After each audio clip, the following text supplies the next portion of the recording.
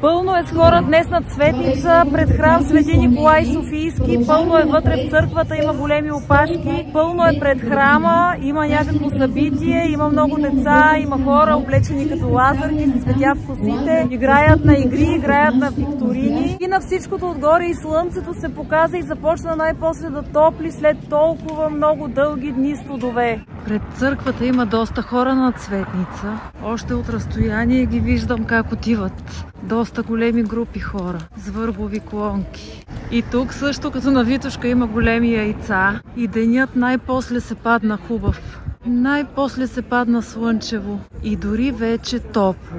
В момента е към 12 часа. И настроението тук е изключително празнично.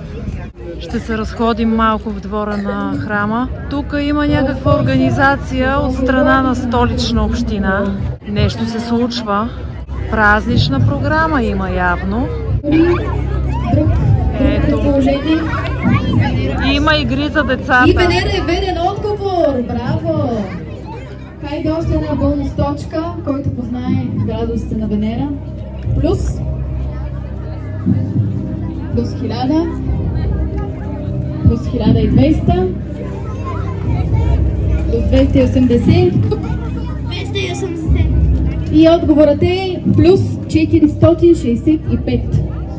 Тоест, номер 1 отбор получава бонус точка.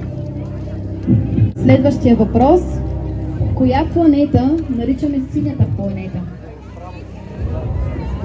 Има викторина. Земята.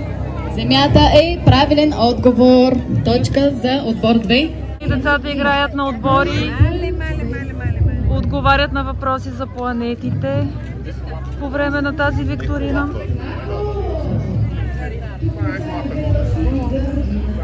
И от храма излизат хора непрекъснато, излизат непрекъснато. И са подредени жените тук с цветя в косите, на пейките. И непрекъснато прииждат лазарки. И така празненството пред храма си тече. Сега влизаме вътре да запалим свещ.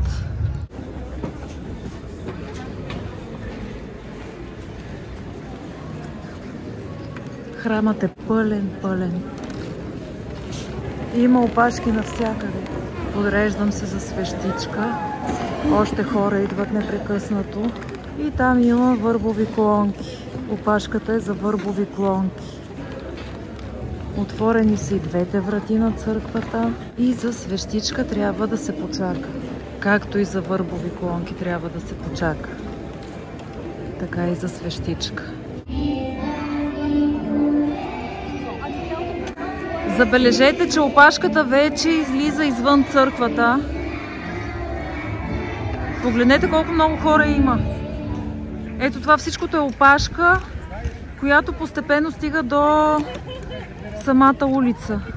Хората се редят и чакат да запалят свещ и да си вземат върбови клонки. Аз когато дойдох не бяха чак до тук. Имах късмета по-бързо да си взема свещичка и върбови клонки. Ето ги моите. Ако малко се бях забавила, трябваше да чакам на тази опашка, която след малко ще стигне до съседния квартал. Това се случва днес на Цветница. И това е от днес. Това е от мен.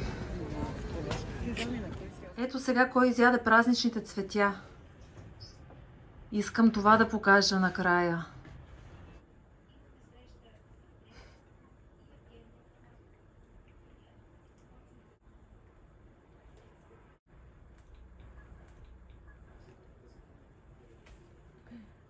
Как може така?